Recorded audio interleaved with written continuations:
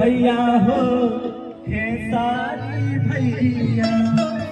नहीं जाने तोड़ी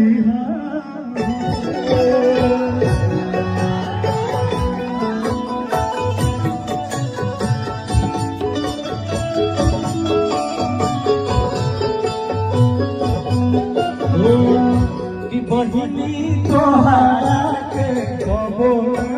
भुलाई बुलो तबले जियब तबले लुटाई बुहो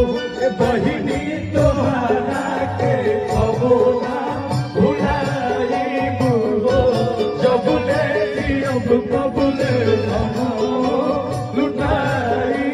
बुहो जुबा खेलानी ताहा के हार गईनी यारी पपगोइया भैंसिया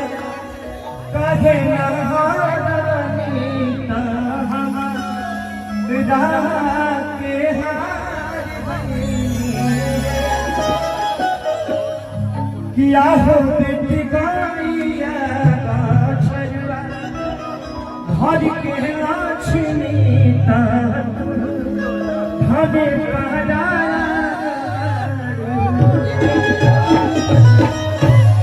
लोग कहते हैं कि बेटी का कन्यादान देने से इंसान को मुक्ति मिलती है। किसी